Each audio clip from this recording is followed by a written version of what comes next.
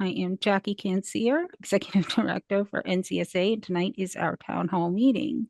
If you're new to NCSA, our mission is pursuing recognition, policy, and solutions for the surging population of individuals, families, and caregivers affected by severe forms of autism and related disorders. We get asked a lot if somebody has to have autism. We define severe forms of autism as those that are requiring continuous or near continuous 24/7 lifelong support. And so that can encompass a lot of adjacent disorders too, like Tourette's disorder, Phelan-McDermott disorder, SYNGAP1. And so we certainly are inclusive to all of that. It is really about the level of care and the experiences that these families all are experiencing that really guides our mission, because that is what we are trying to focus on solutions for. So real quick, I just want to go over some of our 2024 project updates. We had a really big year last year. If you've been following NCSA for several years, you know, last year was our biggest year yet. And I expect 2025 to far surpass even that. So in 2024, they did hire me on as policy director earlier in the year. And at that point, we really started kicking off the National Grassroots Network. We did previously have 3 state chapters, but by the end of the year, we had 27. So that was a lot of movement in the National Grassroots, getting that off the ground. Now, I can say if you look tonight, if you look for your state chapter and see that you don't have one, or maybe there's one listed, but you haven't found out about it, please reach out to me afterwards, because one, we don't have a state chapter in every state, but we want to by the end of 2025. And two, some state chapters are doing amazing and really active, and other ones are kind of a slow start and really looking for additional leadership. So there's definitely ways for you to get involved. We started having monthly meetings with the state chairs early in 2024. And then in the second quarter, we were really heavily focused on Autism Cares Act. We were engaged with our legislators, and our National Grassroots Network got its first opportunity to really work at the ground level. A lot of members, people who were not in state leadership, got their first experiences connecting with their federal legislators through our initiatives with the CARES Act. And those were very impactful with the legislators. We also went to DC with other organizations like SNAC New York and Together for Choice and our Zeus group out of Washington State. And also we attended the AADMD conference, and you can find all of that on our blog to go back to see the history of that. And then in Q3, because we were growing so much, we realized we needed something a little more. And so they brought me on as the first executive director for NCSA. And we also had our rideshare safety partition partnership. Some people on this call tonight may have been recipients of that amazing program. It is a vehicle partition to help keep family members safe while transporting somebody that is experiencing severe behaviors. And we also had a major digital infrastructure upgrade. We'll go over some of that later on throughout the presentation tonight, but we do have action campaign software now. So I'll show you some of the state campaigns we have going on. Really big improvement for us to make advocacy a lot easier moving forward. In Q4, we partnered with the Linked Autism Safety Project, and you can go back and see the webinar for that. Assists with first responder training. And we also started working with DOJ on Olmstead inquiries, and some of our states have really taken that approach to try to have some accountability and some better oversight onto some of the challenges we're facing with housing with this population. And then finally, of course, in Q4, the CARES Act did pass, even though much else did not go through. that particular round in Congress. And this is our 2025 policy priorities. Our policy committee, made up of our state chairs, went and spent months last year really whittling down to what our priorities were going to be this year. And then we also asked the community, and this is the community poll results as to the policy priorities and what they wanted. Additional things we're going to be working on this year. We are onboarding national leadership positions because as we've grown, we need even more help. And so we are starting to onboard those national leadership positions now. There will be more openings, so continue to follow the page. We're going to obviously continue to grow and strengthen the National Grassroots Network. Hopefully, as I said, having a chapter in every state and active chapters at that. And then the safety bills, we have that we're working. Kentucky and New Jersey both are working on some safety bills in their states. That's currently going on. We have a DC event, our first time having a fly-in. It's going to be in April, and that is open. The early bird registration is open till the 31st of this month, and then it will go up. The prices will go up. So you have 4 more days of early bird registration. And then increasing community engagement, which is part of you all being here tonight. And then we're also going to have a catatonia series as well later in the year, which I know is a huge topic for many of you. So that may be something that a lot of you want to get involved in. Okay.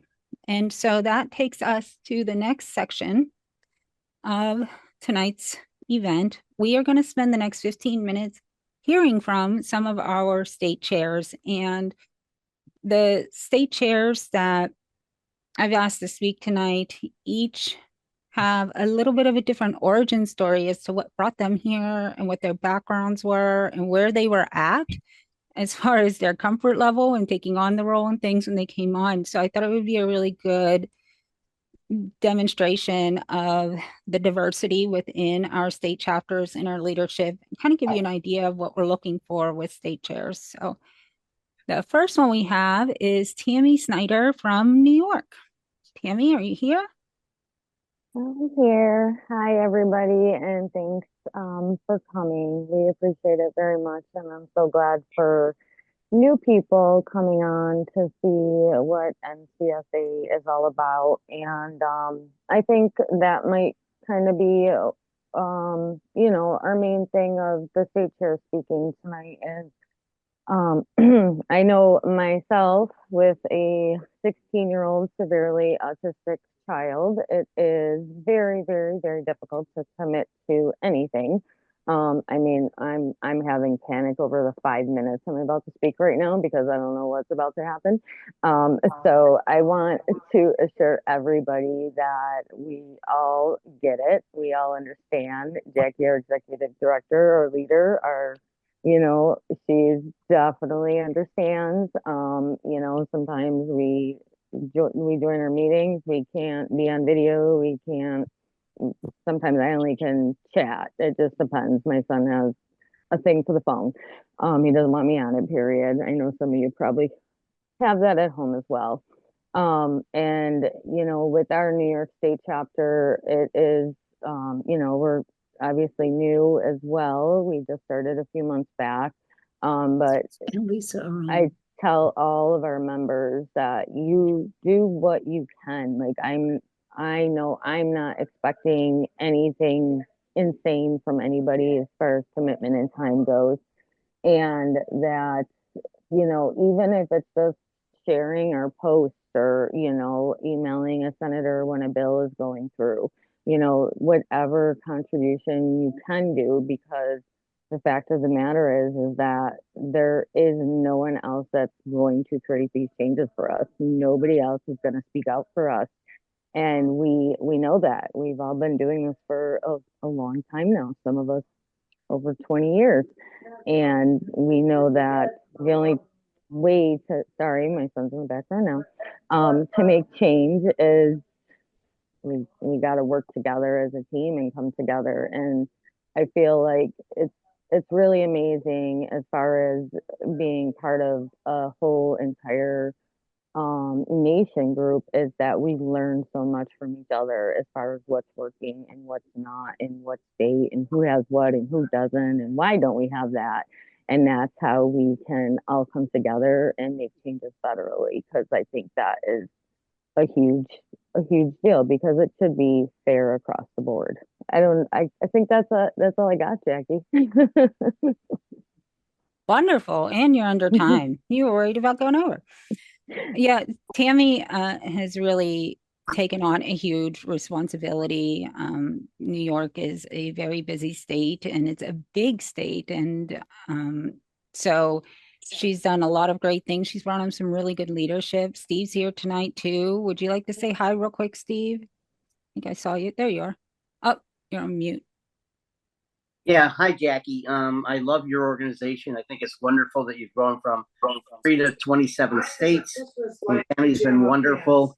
I'm getting voice bombed by one of our autistic kids here right now, so I apologize. But yeah, look, I look forward to doing a lot of things. New York, like you said, it's a holiday. It can be crazy, it can be big and all that kind of stuff. But I think there's some really good peoples in the group, and I think that we can accomplish quite a bit. Thank you. Thank you so much. Jennifer McKinnish is our next, she is our next. Hi, Hi. Oh, there you are. Okay. I am here. I'm sorry I Okay. can't be on camera. No, we just went over that. Totally get it. So, the floor is yours, ma'am.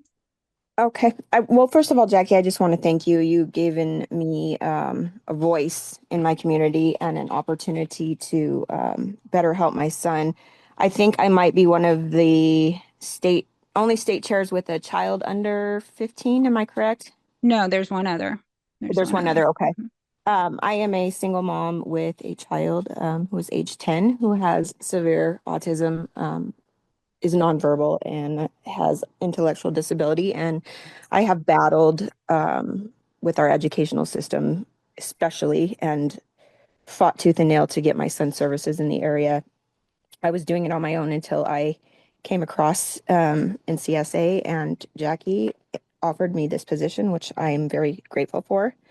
Um, since she gave me this position, I've struggled to manage the time to educate myself um, on what exactly I was doing. And I was given the advice to sit back and watch and learn. And it's done great things for me. And to anybody that's new, that would be just something I would recommend is just to start watching your state legislation, budget committees, and any other committee that you can watch, or join other nonprofits and just sit back and listen and see what others are struggling with. And through these actions, I have found that Nevada, I already knew this, but Nevada is in severe crisis right now for our autism community. I'm actually quite shaken up by something I just watched. So there is a kind of a shake to my voice, and that is because I am furious right now at what I just heard. As I dig deeper into Nevada's history with autism, I found that there's only three bills that really focused on autism, one focusing on the Medicaid coverage for ABA and the other one for school effectiveness. And there's one sitting out there for basically to bring in outside parties into the education system, which is lacking here.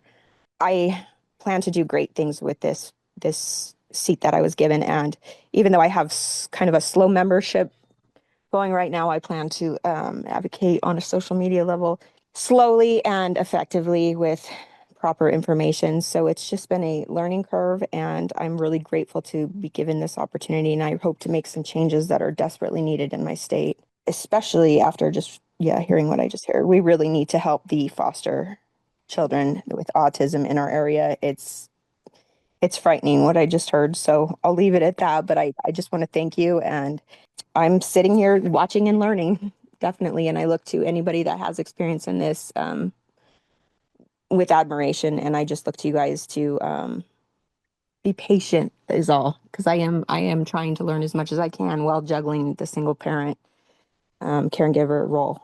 So thank you, Jackie. Thank you, Jennifer. And Jennifer, as far as the foster care thing, definitely get with me about that because Tennessee has already gone through it, and we have Disability Rights Tennessee has a lawsuit against Tennessee DCS right now over that issue. And we did come up with a program called Tennessee Strong Programs that is improving it somewhat, but not enough. But Oh, I'll work with you on that.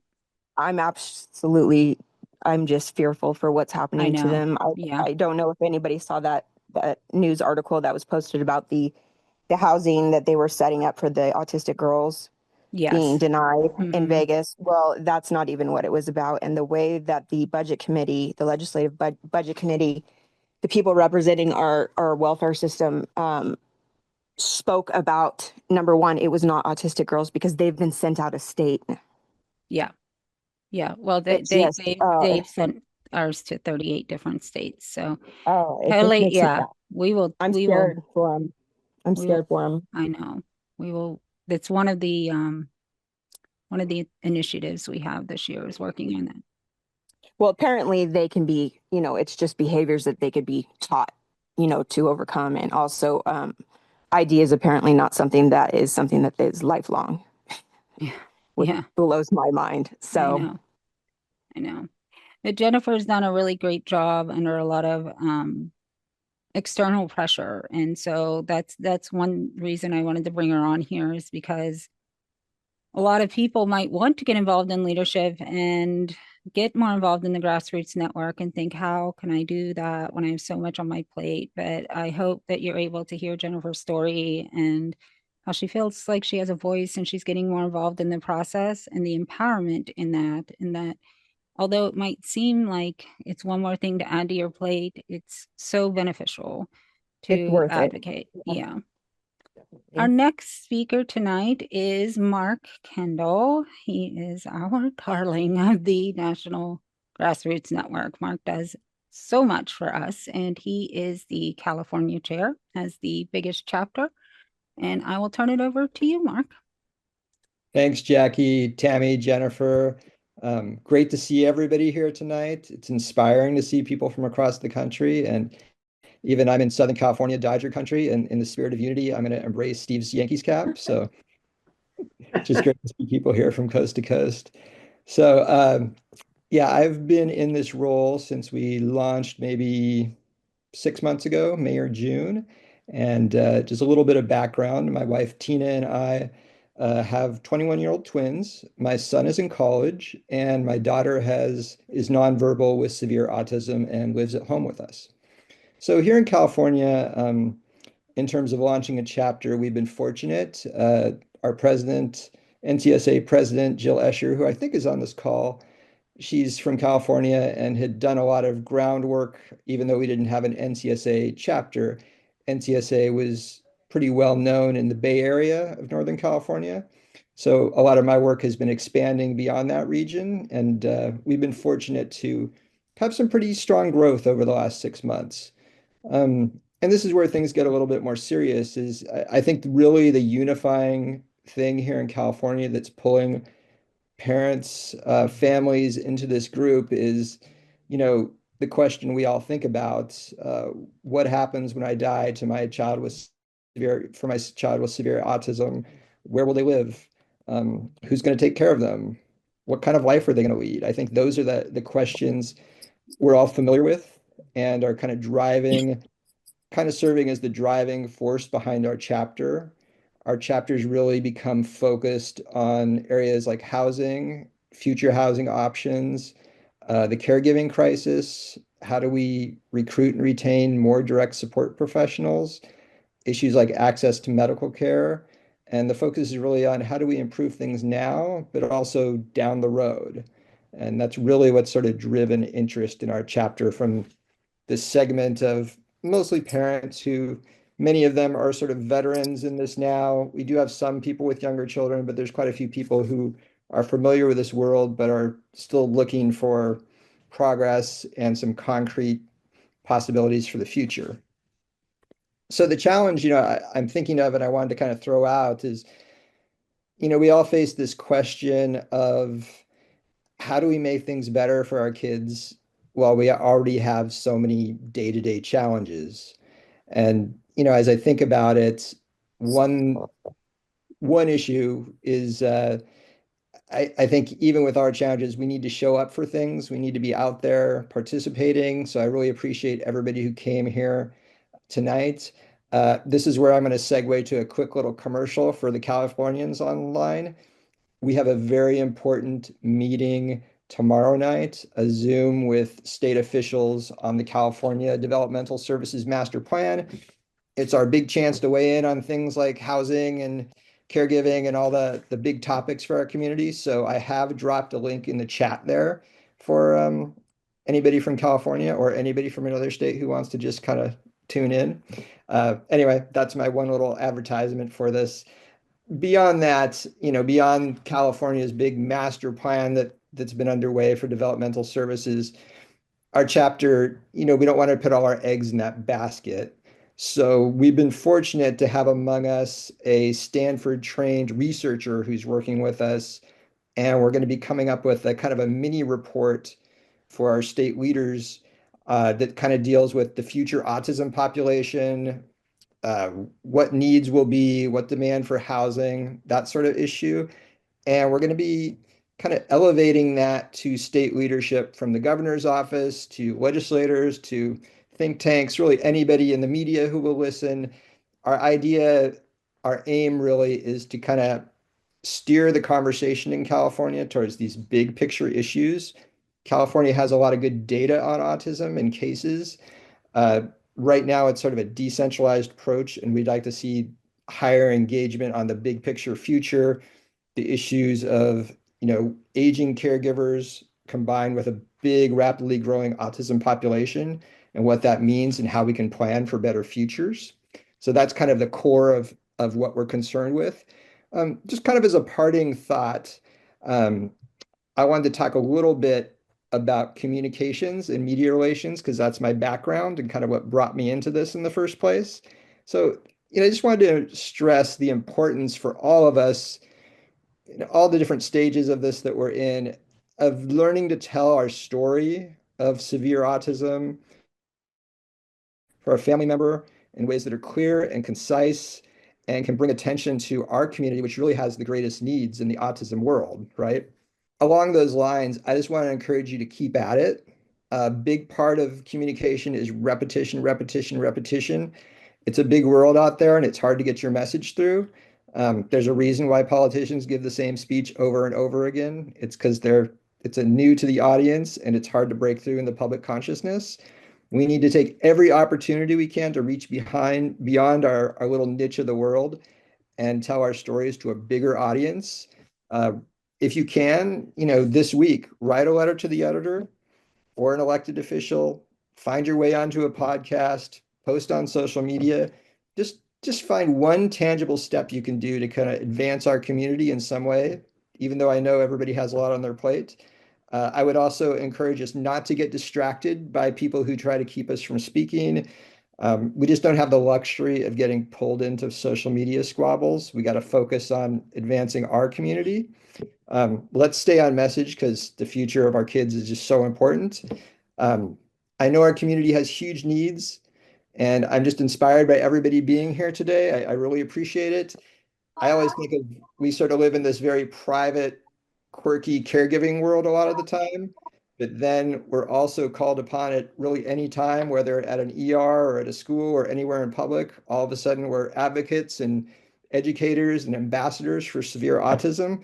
So I think, we need to embrace that role and do everything we can to help our children and the next generation of kids. So anyway, on that note, I'll get off my soapbox and I really appreciate everybody being here. Thank you so much, Mark. And that was wonderful because what Mark also is now is I had talked about we're onboarding national leadership. Mark is our new NCSA National Public Relations Coordinator. So that was not just coming from the California State Chair, but from the actual NCSA Public Relations Coordinator. So good message, Mark. I only have 5 more minutes, and then I'm going to turn it over into this interactive webinar, where not webinar, but town hall experience where you get to all participate. So before I do that, Jill, if you are on the line, would you like to say a few words? I did see her in there. Yep, she's there. She might be driving or who knows. Oh, there she is. No, sorry. Sophie got sick, so I ended up staying at home. I'm not at Johnny's. Oh, Yeah, hi everyone. Thanks, Jackie, for leading this meeting. The one thing Jackie didn't mention in her opening remarks about her brief history, or recent history, I should say, of NCSA is how overjoyed the board is to have Jackie as our executive director. She just absolutely hit the ground running, and we just sat back and marveled at her incredible competence and energy. So, really, thank you so much, Jackie. I don't know if we could have survived without you, and just to see how your momentum is propelling the organization forward, and thanks to the speakers who I've heard so far, and all the work that you're doing in the States. And looking forward to seeing at least some of you at our big DC event, April 2 and 3. Yeah, I won't take up more of your time, but just wanted to say thanks to everybody. Thank you. thank you so much, Jill. Thank you. And let me share my screen again, because this is just going to be the real quick frameworks. We're going to go over these real quick, and then we are going to start our small groups. Okay. So I like acronyms to remember how to, remember things. And so the first one is aptly named gripes. And this is how we identify problems. Now, this is important. This is an important stage of finding solutions, which is the focus of tonight's town hall is solution focused. But it really starts with the gripes, right? Finding those problems. And so this is kind of the framework for identifying problems is first you find a group or you form a group, and because you need extra input, right? And so there's tons of these, right? NCSA is a group. There's private Facebook groups. There's local community groups. There's all kinds of groups out there, but it always starts with, hey, we're going to find somebody else that might be experiencing this. And then you work together to identifying problems. So the first GR is for groups. Then the second, the I, is for identify problems. And that's a pretty easy step, right? We all can typically identify the problems pretty easily. But the P is to prioritize the most critical issues. So when I said that the policy committee had to work really hard for months to narrow down what are our policy priorities going to be for 2025, because there's so many problems for our community, right? But in order for us to be effective, we really had to find the most critical issues. And so the P is for prioritize. And then E is for evaluate. This is where you're going to start looking into what is the cause of this problem? What kind of impact is it having on the community, on society, on, financially for your family, financially for others, or for our actual economy? And what are the specific demographics? Like really narrowing that down. Who actually is impacted by that problem? And then the last step, S, is speak up. And this is where, you get out, and whether you are, like Mark said, talking a letter to the editor, or you have a Facebook post, or you're calling somebody, you're talking about the problem. You're out there actively talking about the problem. And this is kind of the beginning of advocacy. But the problem is that a lot of times this is where it stops, is at this stage. And this is actually only the foundation. So what we want to focus on tonight is this framework. This is brains, okay?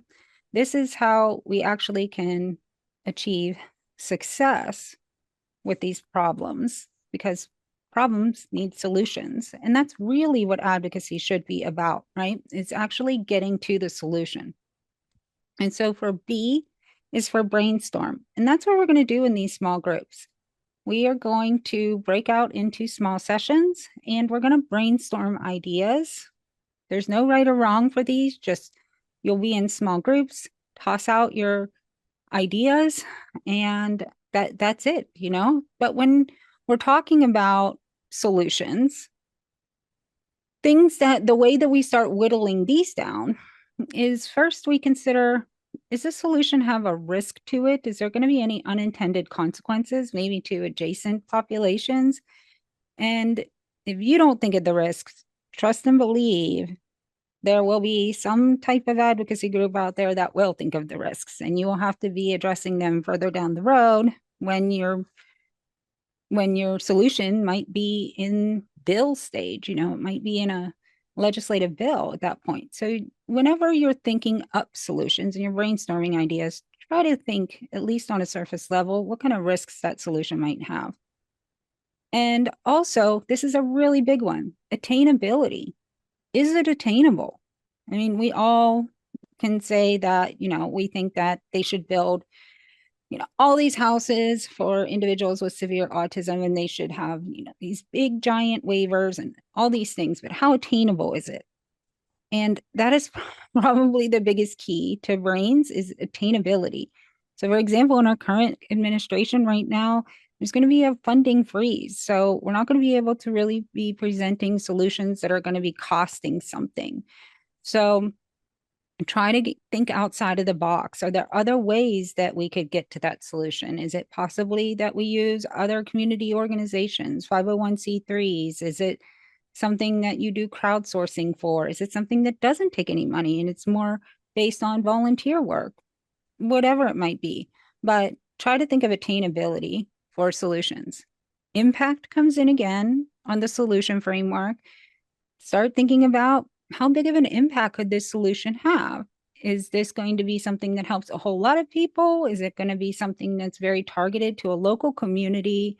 Or is it going to be something that only helps a select group? That also might help you decide if this is a solution you want to work on right now or not. And then the N is next steps. What is the very next thing you can do to work on that solution?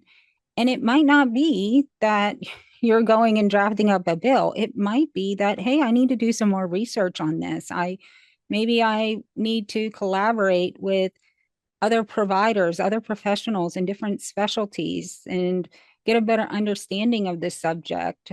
There's a lot of different things that can be in next steps, but you should be able to think of something you can do to move that solution forward.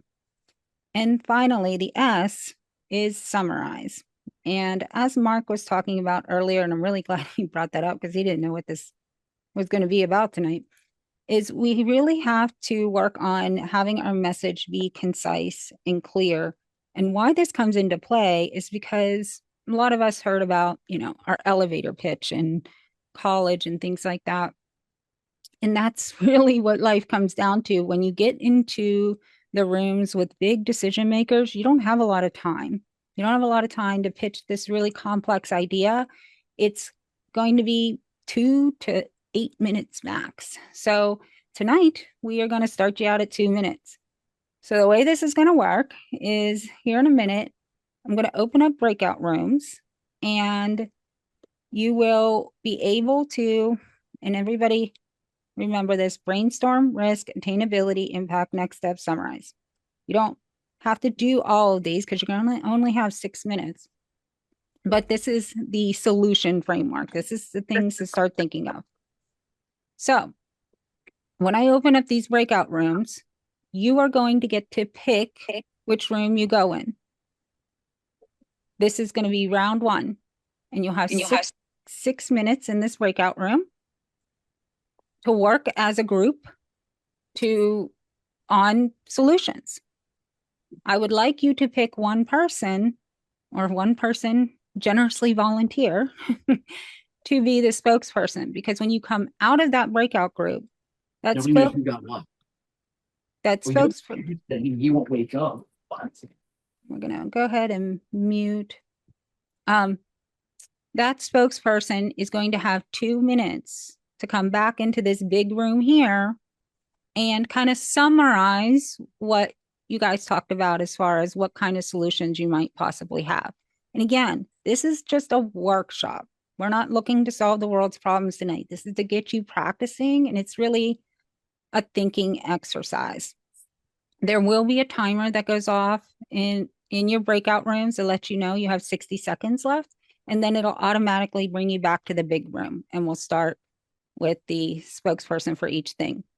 There are 3 rooms for round 1 and round 2, and they are on our policy priorities. The first one is medical access and crisis care. There's another for housing and adult long-term care. And then there's a third for DSP and caregiver family support. So whichever one you want to go into, you get to pick. But here's the kicker. The next round, when we do this again, you have to pick a different room than this one you're going into now. Okay? So we all good with that? I'm going to open up the rooms and you're going to see a thing on your screen. Please pick a room so that you can head over to your breakout room.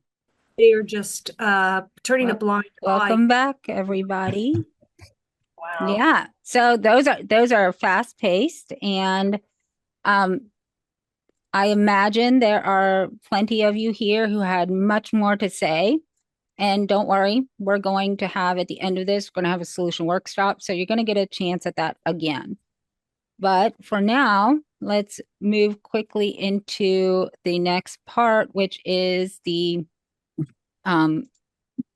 breakout, the solutions. So who had medical and crisis? Who's going to speak for medical and crisis? We just need a summary of kind of what you guys came up with as ideas in medical and crisis. Right.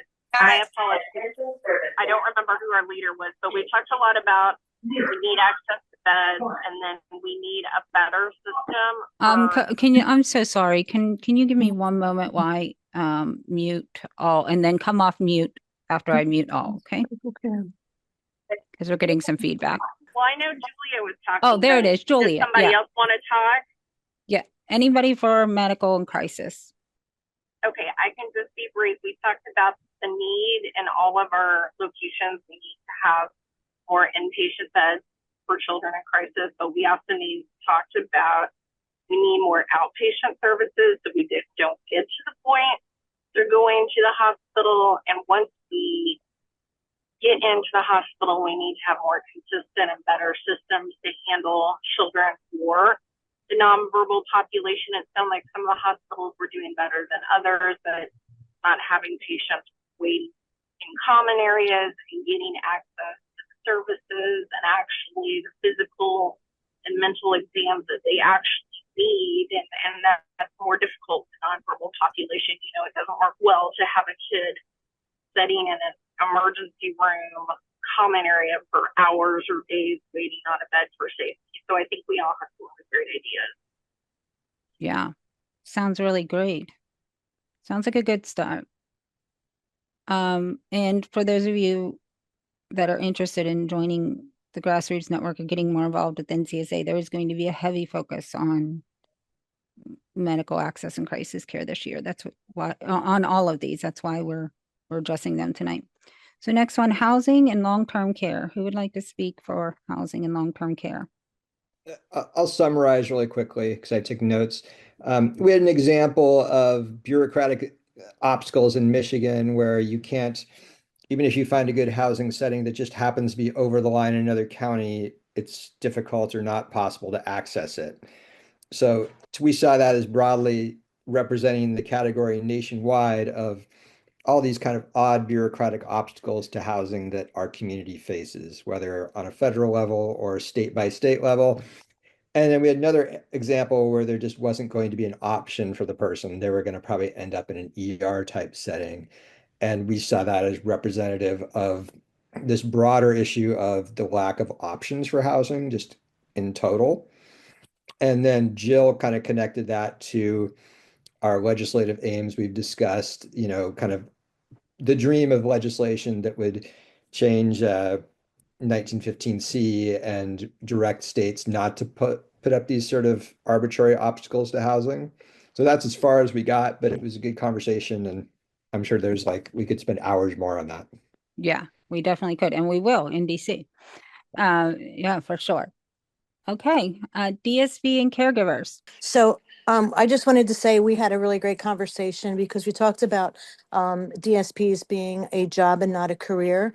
And when it comes to people not having the experience, we had a great conversation with one of our members was a nurse, and she was saying that a lot of times these DSPs don't have the experience, and they're doing the jobs of they. A lot of people have acuities, and they're expected to do the jobs of what a nurse would do in maybe in a hospital setting or in a medical situation. So they don't have the experience or the certifications, and so they're falling short because they're doing medical work. They're not getting paid. They don't have the experience, and so it's compromising the health of people who are in group homes maybe or in situations that would need more care.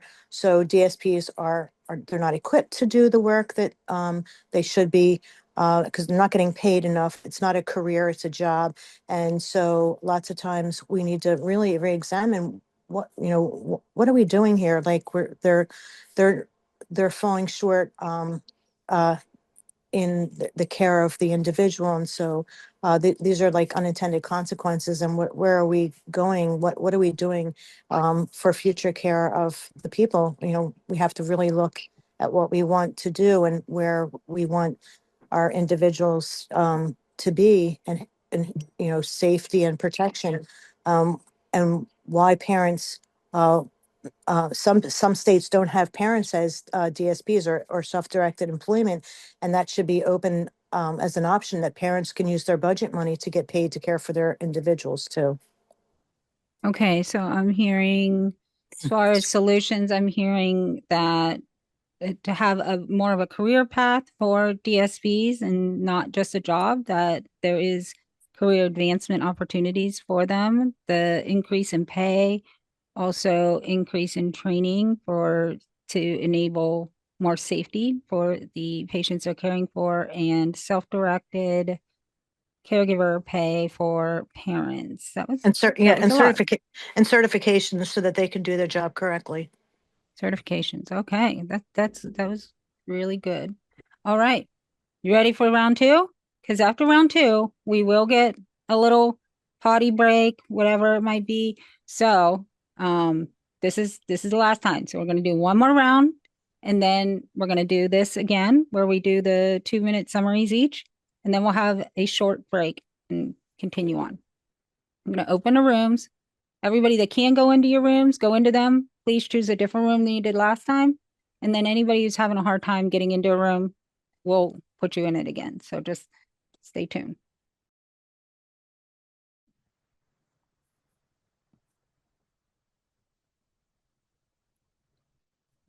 Welcome back, everyone. So hopefully round two was a little easier. Let's go ahead and we can start again with medical and crisis. Who's going to be the spokesperson for medical and crisis? I guess I am. I don't think we even got to crisis, but obviously there was some mention earlier with the need for crisis management across every state, I believe. But what we really talked about is the need for integrated care of our individuals. That I think the initial conversation started about medications and the lack of even family education on side effects and also the polypharmacy I know that goes out there with many of the different medications and their interactions. But we also talked about the need related to the medical as far as our caregivers or DSPs and how they are not well prepared to do the job they're doing in nursing homes, assisted living. And I think this was mentioned before as far as what we consider nursing care, which includes medication administration. The ANA says that requires nursing oversight. In all your assisted living nursing homes across the country, there's an RN that supervises an LPN and a certified nurse's aide. But what happens with our individuals, because they're not always considered medical facilities, or that they hire high school graduates and are trained by providers, which is inadequate. So we need medical homes. That was brought up as far as providing integrated care, so we can behavioral, pharmacy, all the different specialties and better education of our healthcare providers for curriculums. And we need to change those curriculums to include disability curriculum, and also testing for licensing that involves disabilities. I mentioned in Ireland, in nursing schools, they have a whole specialty in disabilities. And given the high prevalence of disability across the country, we need our healthcare providers to be better prepared to serve this population. Wow, you guys went through a lot in 6 minutes. That's really good. You had a lot of good solutions in there. And integrated care, Jill will tell you, is like my soapbox. I I beat that drum every day. I am right there with you. Housing and long-term care, or long-term care. Angela Levin had a really interesting, positive project. Maybe you could tell us a little bit about that, Angela? I just asked Oh, her. sorry about that. I'm That's here. okay. I couldn't get myself on mute. I was just letting them know in Arizona that we have a model that it used to be called independently designed living arrangement, and they've just changed the name to supported living. And it's been an interesting process. It's taken us about 2 years to get the state to finish all the necessary situation. But we have 5 young men with autism living together in a home that the families actually individually lease space, and it's a shared lease agreement. In this model, the families are responsible for the room and board cost, but the state does, that's the supported part. They come in and assess the congregate need of support for that particular home. And what we've tried to do is we've tried to approach it with a nonprofit so that the mortgage is low enough that it can be supported within the Social Security funds of each individual member. So they only pay $800 a month for rent, which keeps it sustainable long term. So something to be looking at, and that's an Arizona model currently. Thanks, Angela. That's like a day of rent in California. What's the name of your nonprofit? Ascend, ASCEND, and we're located in a little smaller town, Prescott, Arizona. Thank you. Uh-huh. Thank you. Thank you. Yeah, I'm writing. That's why I'm writing notes. Can I add something to that, Jackie? What was that? Can I add just one thing? And Yeah, sure. I think there was a common, I guess, struggle that we might be facing with profound autism with the separation. I know in Nevada there is the supports for intellectual disability that are separate from the autism supports. There's not a co-occurring support out there. And just today I'm finding that makes a big difference, because you have the parents or the families of ID not wanting their ID children or adults around the aggressive autism.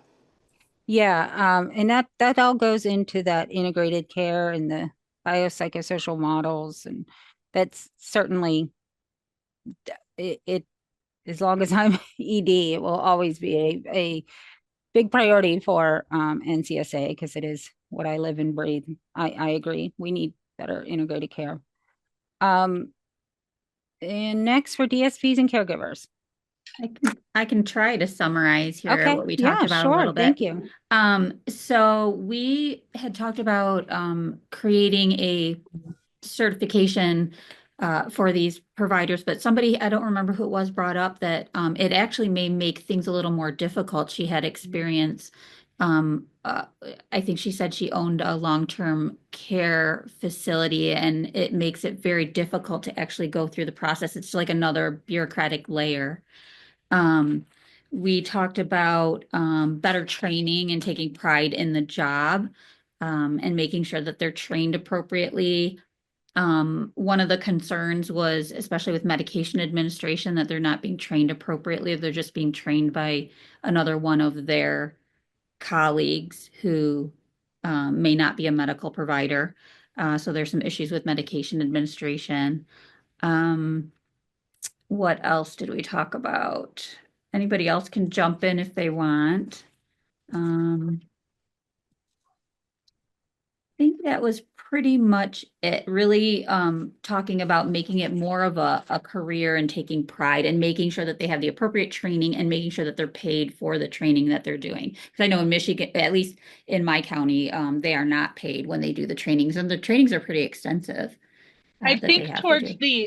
I think towards the end, before we got cut off, it was also transparency of where the payment to the agencies Yes. go. Because, like, let's say the agency's getting $30 an hour, but the DSP is getting 7 to 10. What are those other dollars spent on? Just being transparent with that. Okay. Well, I think this was an amazing first time for us to kind of throw you in the deep end on this, and just to, show that screen again. I do see elements of this in each of you, the responses you gave, especially like this last one talking about, I started to come up with a solution and then you noticed a risk, right? What would it possibly make it harder, and having that other perspective. And so hopefully just this little practice tonight gave you an idea of how these things work. We'll do some more of that, but right now what we're going to do is take a short break and come back here at 7:19. But here is a poll, 7:20. Here's a poll. You can scan it with your phone, the QR code, or go to pollev.com/Jackie Cave 566, and I'll put that in the chat. But this poll is just something to show where you're from, kind of put a pin in the map, and then list out the most critical issues in your state. And we'll have a look at that when you guys come back. So come back at 7:20, go potty, go get a drink, and participate in the poll. You share screen again.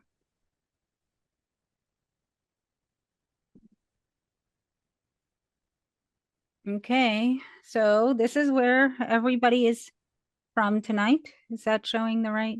Yeah. So you can see the map here. We've got some clusters, and that's pretty accurate to our grassroots network right now.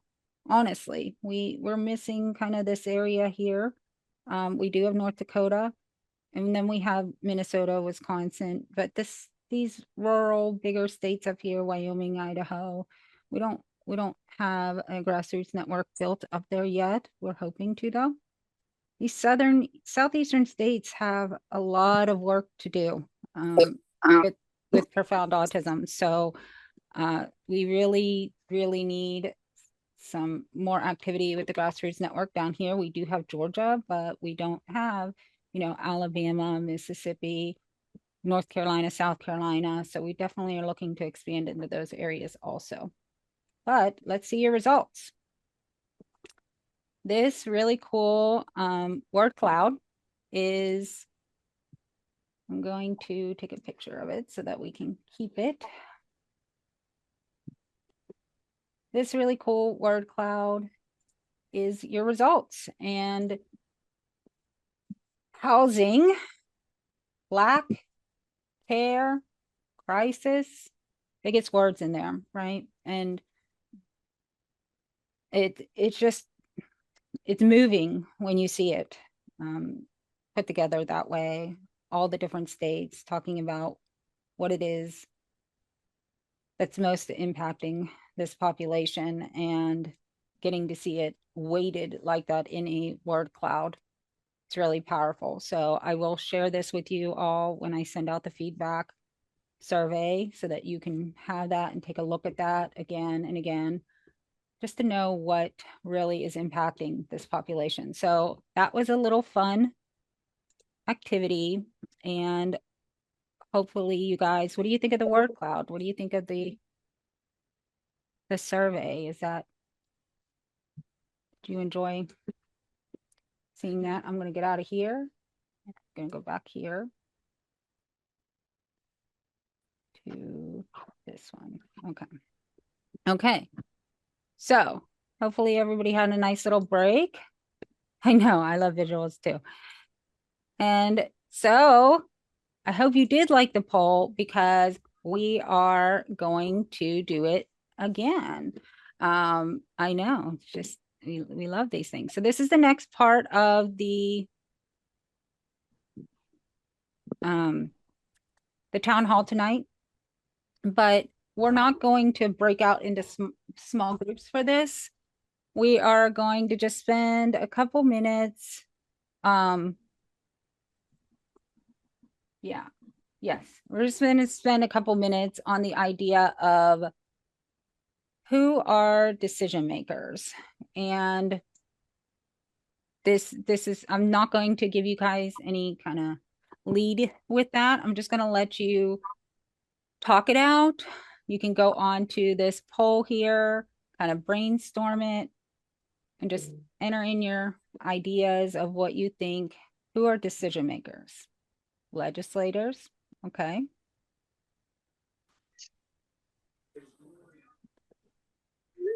Governor's a good one.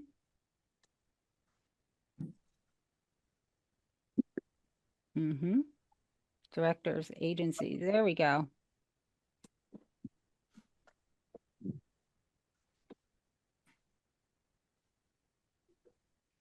Caregivers, I love it. Teachers, you guys, now you're moving. I see you, yeah. Okay.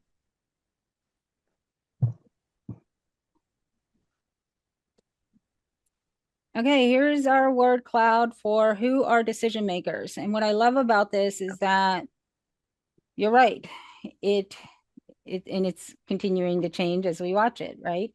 But legislators absolutely are decision makers, and a part of what we do here at NCSA is building those relationships with legislators and having our stories told.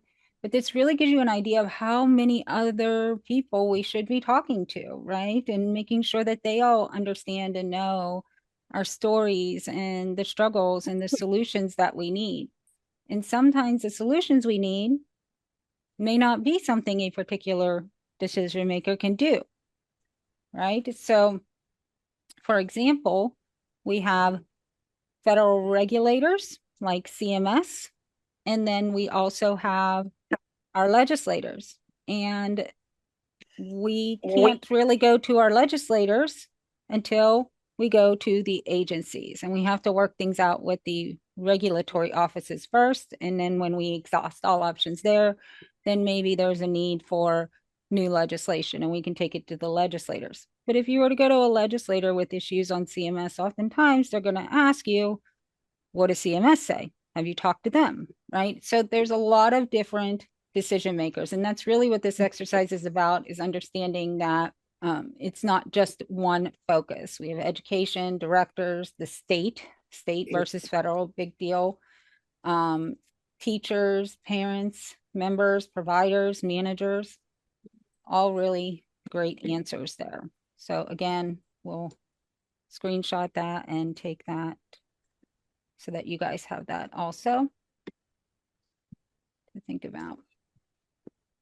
Okay, now, real quick, the last thing before the next section. I just want to go over, but because legislators, unsurprisingly, was the number one, we have the next thing in, where's my PowerPoint? There we go. The next part of our presentation is just this really quick tips for meeting with legislative staff. Because we're running a little overtime, I'm not going to read this all out, but I will be sending this also with our feedback request email so that you have this. And this kind of tells you what to expect when you're meeting with legislative staff. When you request a meeting with legislators, a lot of times you may not be meeting with your specific senator or your congressman. You might be meeting with a member of their staff. And our legislative consultant, Gail Gerdes, put together this tips for meeting with legislative staff for us, and it's really helpful. But the important thing is to always be kind and respectful, because a lot of times you might not be able to get what you want on that first meeting. You might not be able to see eye to eye, and that's okay.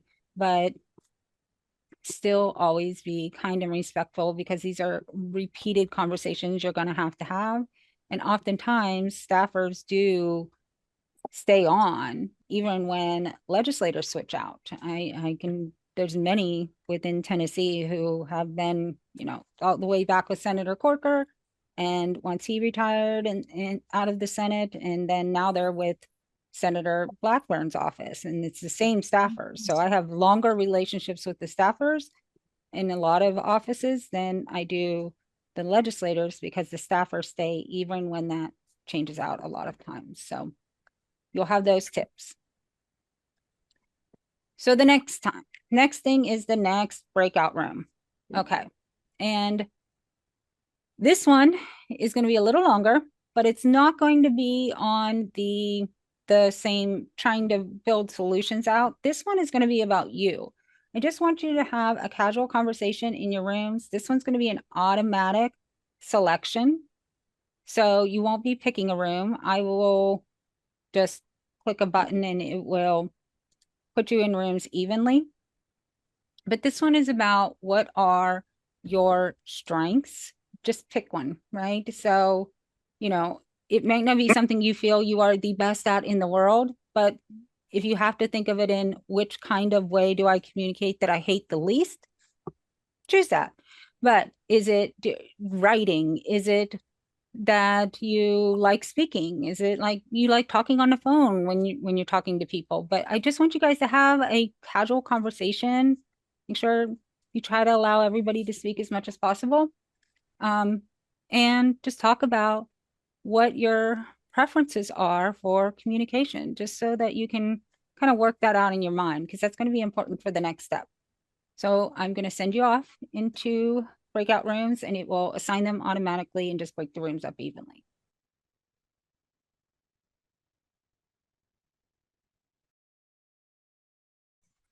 Okay, welcome back. We are getting towards the end here. So the reason that I had you guys do that is because, as I alluded to in the beginning of the town hall tonight, NCSA did invest in digital infrastructure last year, as well as the mental capital of the people capital of the National Grassroots Network and the policy committee, and putting together ways that we could really encourage engagement and facilitate engagement. How can we help you tell your story and find solutions? And so if you go to the website, the homepage has this banner, act as if what you do makes a difference. It does. And it says get involved. And if you click it, it takes you to this page. And this is where we have many different options. You can join the Grassroots Network, of course, but maybe you just talked about that your strength is more as a writer. And so you can submit a blog post here. Additionally, you can reach out to Mark, and if you want to do an op-ed, he put a link in the chat there about how to do an op-ed. We did invest also into media relations software to really help you be able to send letters to your editor, do op-eds, those kinds of things. And we're going to be adding that to this Get Involved page as well. And those messages will go to Mark now that he is taking over for public relations for the organization. Maybe, though, you're like Steve and you're great at speaking and you want to do a podcast. And so we have our podcast and you can do that.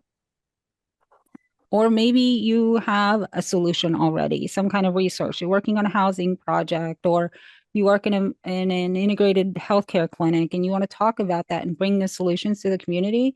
You can submit to do a webinar.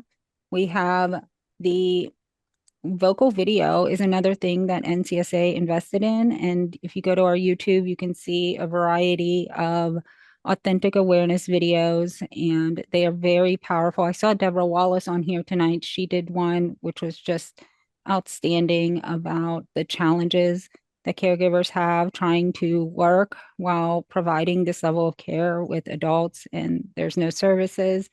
Really powerful video. We really encourage you to use vocal video. You can use it on your cell phone, your laptop, your PC, any device, iPad. It works on anything, and it's very simple to do.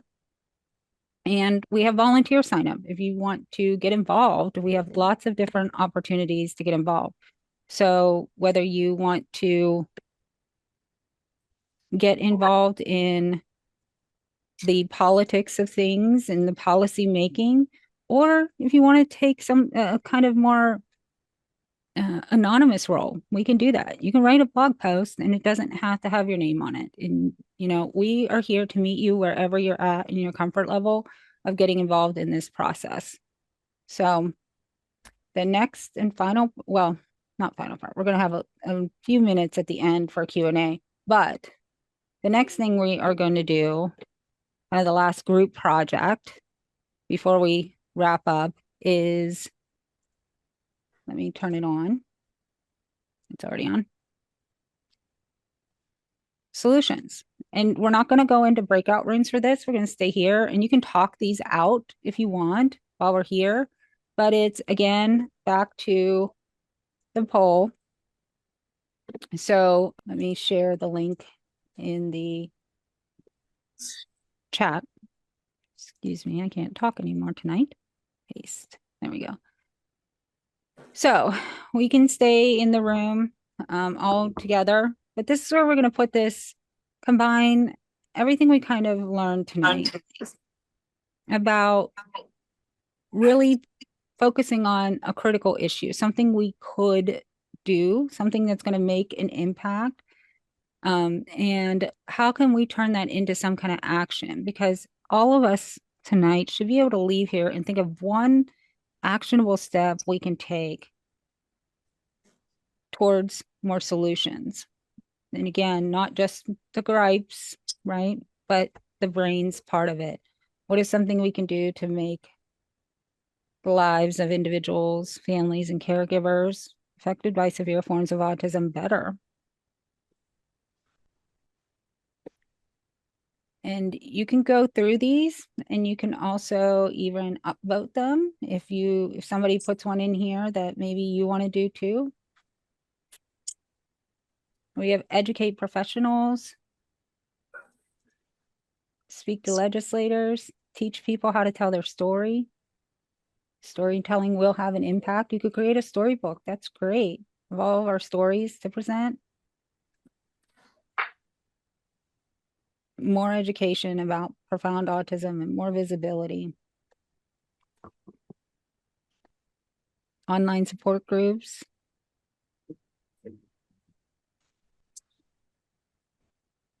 I love that people are getting excited about speaking to their legislators. We love that.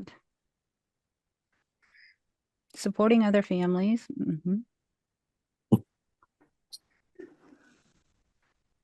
Facilitate putting parents together to support each other and reach out to elected officials. Educate professionals. It's a really big one.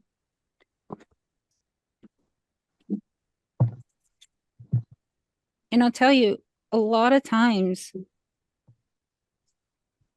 you would be surprised at the amount of change you can affect as a parent. And it can be challenging to talk to professionals. Sometimes it can be intimidating, I should say. But just to give you an example of this, several years ago, my daughter had a really bad experience at the emergency room. And one that I don't even have to go into because I'm sure it's one that many of you have already had over and over. But this time, there was just something that shifted in me, that it was the doctor saying that they had protocols. And it was this resignation in his voice that he really did believe me, and he really did want to do what I was telling him my daughter needed, but their protocols were preventing him. They were a barrier. And I said to him while I was there, he's like, well, you're going to have new protocols after this. And it was something I knew that we needed. And so I didn't leave it there. And I didn't go on Facebook and just have a vent post. Instead, I sat down and I thought about who would be the decision makers in this? Who would, if I wanted to change protocols, if I wanted new protocols, how would I do that? And who could help me do that? And what would the right protocols be for our population? How would they look different than the existing protocols already? And once I thought all those things through, I started writing out emails. And I wrote out emails to people who could help me make a difference in that. I wrote them to the Council on Developmental Disabilities, to Tennessee START, to the Department of Intellectual Disabilities, to ARC, anybody that was a player in the disability field in the state. I made sure that they knew that this was happening and that it didn't need to happen this way, that there could be a better way. And from that, we do now have emergency department IDD specific protocols. They're in 18 states, I think. The National Center for START Services adopted them. But it all started with a problem, a gripe, but it had to go through those other steps too in order to get there. There's a lot of collaboration that came into that.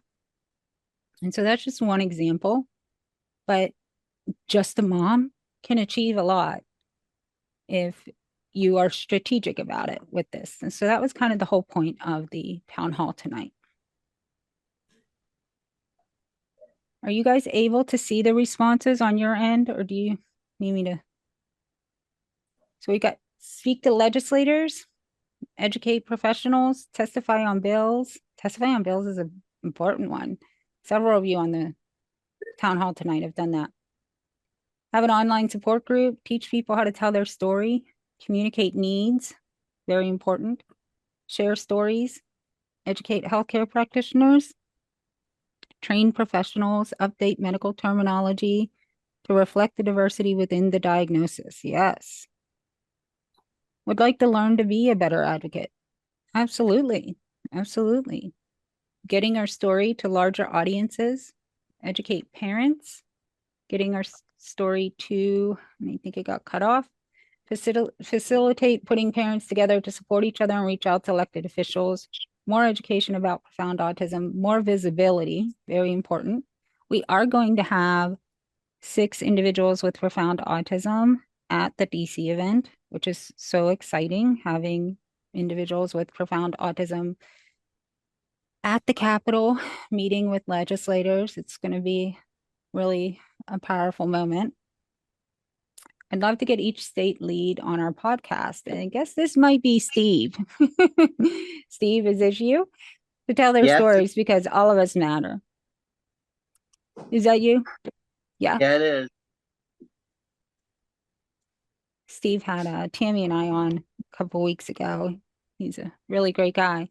So yeah, so that is the kind of end. Oh, one more time, I'm going to share my screen only because I have this great little inspirational thing before we go into our final comments and Q&A.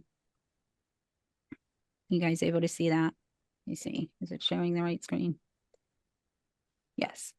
So you've probably seen we've already had these on our social media, but after getting to kind of see the process tonight, you can start to get an idea of why these things mean so much to us. But embrace the power of advocacy, because together we can turn inspiration into action. Advocacy without action is just complaining. So we definitely need solutions and we need action. And also act as if what you do makes a difference, because it does. You know, none of us is too low on the totem pole to make a difference in this world. And so I hope that tonight there was something that you can take out of this that you feel is going to be useful to you in helping to find solutions for your loved ones. But I am going to stop talking now so that you guys can just have your kind of final thoughts. We've got about 7 minutes left today. questions, comments about tonight? This is our first time, so we definitely need to know how we did or what we could do better. I thought it was great. It's very inspirational. It's motivating me to get more involved. So thank you guys for having this. Hopefully more people will join in the future. I did want to say I am going to the International Society for Autism Research, their conference at the end of April, beginning of May. I've been wanting to go for years and years and finally get a chance to go now that it's in the US. So if anybody's going to that and wants to meet up, I'll be there. We will connect you with our new content coordinator is Cindy Wall. You guys have probably seen her on Facebook, Instagram. She's been really elevating our social media presence. She's amazing. She will also be at INSAR. Oh, wonderful. I'm going to throw my email in the chat. So, okay. Anybody? Thanks. Thank you. That's great. And I'm going to go to California for the COPA conference. And I'm going to a Boston legal conference coming up. But if anybody wants to connect, I think this was wonderful just so we can meet each other and brainstorm and get some great ideas and share ideas about housing. Because I know we had some follow-up ideas for some future Zoom meetings that came out of conversations tonight. That's excellent. That really is. And for those that didn't get a chance to meet Julia yet, Julia is our Missouri state chair. She's been on she's one of the OG state chairs. So she's been doing a really great job. How's the response for the Washington, D.C. Event in April? A lot of people are signing up. Yes. In fact, we're getting close to, I haven't checked it today, but I think we had about 20 seats left. This is exciting.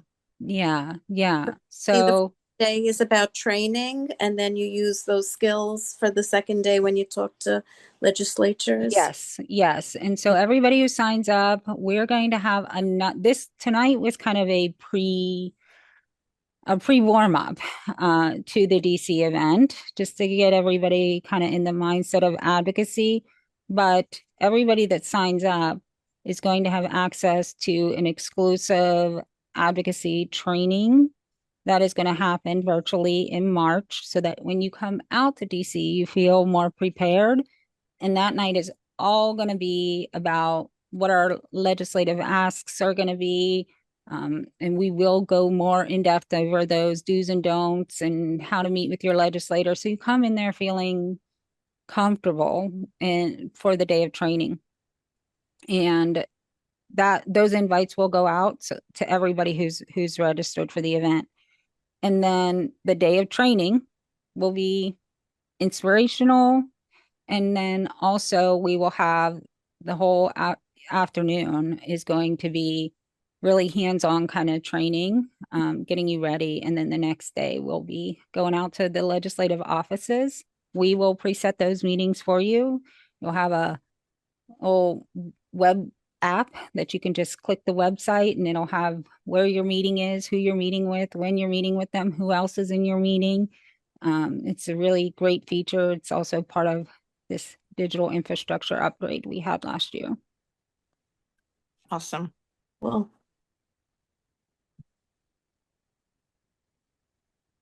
thank you. You're welcome. Thank you, everyone. And I'll reach out to Steve about this podcast. I've got an article coming out in the Bar Journal, and a lot of us we're really excited about that in Missouri. Absolutely. Okay, everyone, look for that feedback email for us, because that'll be really important so that we can develop these better and better throughout the year. But I really appreciate one comment, Jackie. Just in New Jersey, I'm sure it's everywhere. So many parents fear retaliation and retribution, particularly when their loved one is in a group home or a facility. And I really think, even for myself, I mean, it is always in the back of my mind whenever I post or I do anything. And it really is, can be really, a real barrier to parents. Parents often, say how horrible abuse and neglect when people post things, but rarely do they put a pen or an email to something to help. So, and I understand why, but I don't know how we can get beyond that. And Kathleen, Well, can I give her a piece of advice? Not yeah. that I'm Miss Smarty Pants or anything, but someone told me once, it was actually Attorney General's office, told me copy everything. Keep a copy of every email down to the meeting invite, invitation, anything, a thank you, everything. I have thousands of copies of files, which I'm very glad I followed his advice because yes, I'm very vocal with in the state and with my daughter's group home. And they have filed a couple of times charges against me for neglect. So they just want me to go away. And but because I had all of those files, I was able to easily disprove everything they said. And I just would recommend that to everybody. that's good. That's very good advice. Since I sued my school district already, I do. I I understand the importance of having a paper trail. I for just sure. put up on the screen for those of you who don't know Anjanette. She is the mom that is fiercely working to protect her daughter in Kentucky. This is the action campaign that we have for that. Hundreds of letters have been sent from this, I can't encouraging. really read it on the screen that well. Is there a way Yeah, to if figure you that go out? to, actually, the easiest way is if you go to our Facebook and search Okay. Kentucky, you will find it. Okay. I think it's ncsautism.org/KYSB30 because it's the bill is SB 30. This also gives you an idea of how our action software works, but Anjanette is Do I go on the here. Kentucky Grassroots or do I go on the NCSA? Either one. Either one, or you can And see it on my Facebook do page. you, It's yeah, all over the place. do you, yeah, if you just look up and we've got it And on, yeah. actually, the nice thing about this group um, is it not only connects you with each other, which is so marvelous, and I cannot thank you enough, but it connects you also with other disability groups.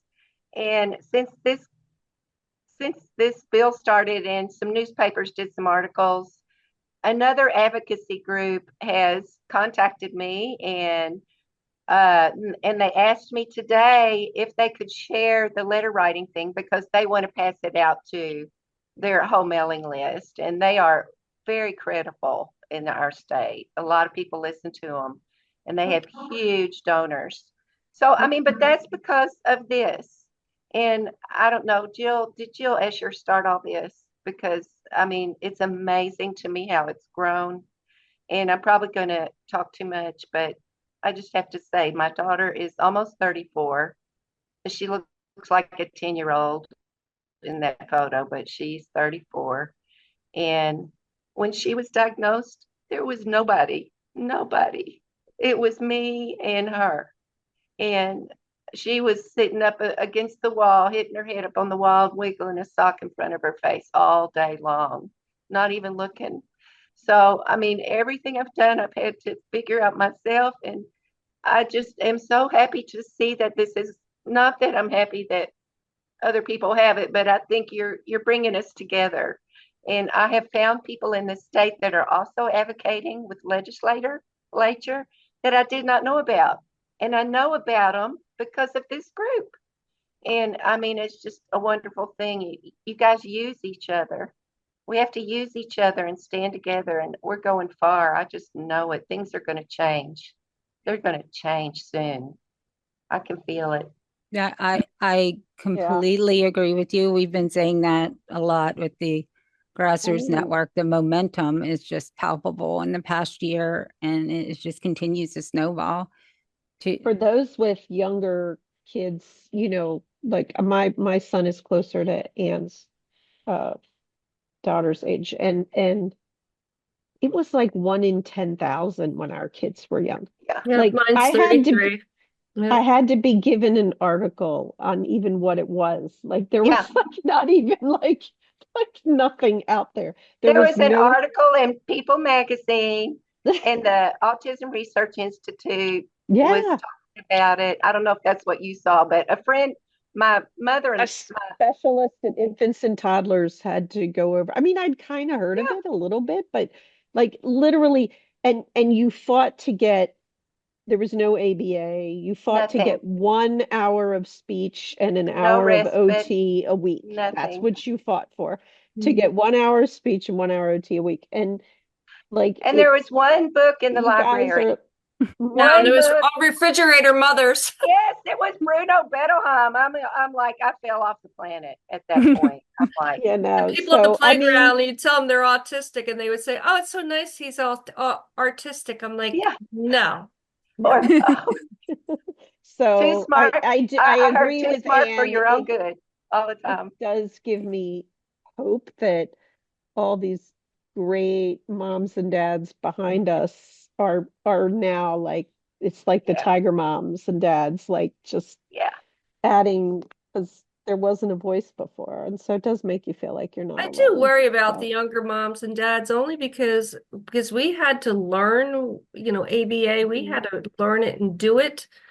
I feel that it's great that there's more programs, but I don't know whether the parents are really, really in learning it for the consistency and all everything. So we'll see. Hopefully Yeah, it'll help us. there's some I'm participating right now in there's a PCORI study right now on caregiver adherence to behavioral therapy. And so it's been very edifying participating in the study, and I believe that they're going to have some really good things that come out of that for the results. So hopefully, I'm sure it'll probably be in publication by fall, because I think this is the final stage of the study. Mhm. Very Yeah, exciting. I think we have a new challenge now of, just yesterday the Wall Street Journal had a big story where they interviewed Bill Gates, and he was talking about he probably would have been Mhm. diagnosed with autism as a child, which is, I mean, not begrudging him in any way, but that places a kind of different conception of autism at the center of public understanding, and that's becoming more and more how people understand autism. And I think we really have to work to get into the mainstream, get people back to the story of no, there's a big population that's very affected. Daily life is very affected. Got seizures, catatonia, serious issues, and kind of get that story back, because it's getting a little bit buried underneath a different conception of what autism is. Yeah. For us older parents, it was Rain Man. Everybody thought my son was Yeah. like Rain Yeah, Man. what's his gift? But Well, I I think we're do getting think, bullied a lot too from some of Yeah. the yeah, groups out but there, which is my biggest pet peeve. I do think we have to be careful though, not to, we can't do what they do and marginalize them, because, look, I have another son who's almost 30 who has ADD, and That's right. if he probably was classified now, they would put him on a little bit on the spectrum, right?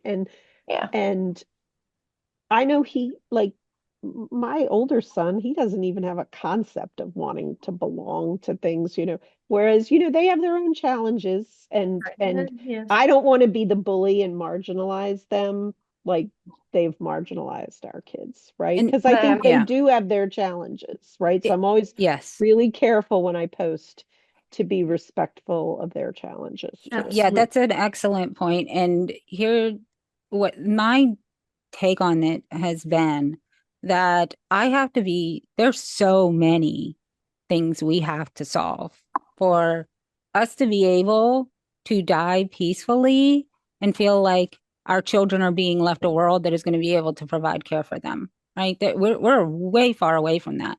We don't have time for the petty arguments and that kind of discourse. We have to be Mhm. laser focused on solutions and drown out all the other noise. If they want to, Mhm. if there's bullies out there, anybody else, you have to stay so laser focused in the solutions, because time is finite and we have a lot of things that we need to accomplish. Good Yeah. point. But telling our story, because we do need to get our story out there in a positive way, just kind of describing it, because I think there's young journalists and others who don't know kind of the traditional conception of autism at this point, and we need to kind of re-educate people in a way that's not conflictual or bullying in any way. Right. Yeah, absolutely. And that's why we use the hashtag a lot of hashtag authentic awareness, is because it shouldn't be sensationalized. Mark and I have a lot of conversations about this as far as the narrative, the messaging, those kinds of things. And it's not that we want parents to, post the most challenging things that their kids are, the videos of their challenging things their kids are going through, but we want you to be authentic. And that means the whole authenticity of your life, right? And if you go and you kind of look at the videos I post or the posts I post, there's no hiding things. People know that my daughter had catatonia and struggled and could not find any kind of care. And nobody knew what was happening. And my entire house was destroyed. And there was all these injuries, and it was just a nightmare. But what people know most about my daughter is that she loves her chickens and her bunnies, right? It's not just the hard stuff, because that's just as important too when we're talking about our stories, because we want to make sure that when we leave this world, we're leaving behind a world that knows our children, that knows them, and that will love them and understand them. And they're not going to do that if the only thing they ever hear about our kids is the really hard times too, you know? That's a good point. Good point. Yeah. So my daughter likes to wear sunglasses these days. Can't get enough of them all the time. Different pairs. Puts them on all day long. I can't say a word, doesn't know beans from bananas, but something about sunglasses all of a sudden, it's the cutest thing. Yeah, well, start taking pics. These are new sunglasses. I mean, Jaden loves But to she's dress showing up. her Yeah. agency, Yeah. right? And like the fact that like last night my son wanted to wear a t-shirt and it was 20 degrees and he wanted to wear like I was like, but it's just he never used to he never used to even care what you put on him, It's right? wonderful. And so the fact that right. she is picking out the sunglasses that she I know wants to it. wear It's like is like intelligent. freaking, I don't care. She's Could be an 30 some years old. influencer. Absolutely. She's A doing new it. Good influencer. for her. She has her agency about something, right? Yeah. Like that's great. Thank you for saying that. I just think it's wonderful. Makes her happy. Yeah. Yeah. I just think y'all are so wonderful. Thank you for showing up tonight. It's just Thank you all. This would not have worked needed it. without anybody showing up. So thank you. Thank you very much for showing up tonight. So we really appreciate it. And to answer your question about the anonymity, like I said, you can do a blog post and it can be anonymous, when you submit it. We don't have to publish your name. That's one way. We could do a blind podcast where there's no video to it. There's ways to get your story out there without necessarily exposing your identity if it's something that you feel is really sensitive. But that's all I have for tonight. I'm going to let Jill close us out tonight. I love the face. I was gone. My daughter came down starving. I had to go make her dinner, so I missed a whole bunch of it. So I'm hoping to get notes or read. Jackie always sends me notes. So I'm very, very, very sorry about that. So I feel like I'm not the appropriate person to close it. Oh, you missed them. You missed Aunt Jeanette earlier. Then I mean, she's so grateful to you for starting this, and yes, yeah. Oh, I'm so sorry. Yeah, I had to make dinner. I had no choice. Well, I did record, so I'll be able to share that with her. All right. Yeah. So absolutely. All right, everyone. Thank you so much, and look for that feedback email, and hopefully we'll do this again soon. Thank you. Jackie, I put together these types of things for a living sometimes, and you knocked it out of the park. Good job. Thank you. Thank you, everyone. Thank you, Jackie. Thanks, Thank everyone. you. Bye. See y'all. Bye, everyone.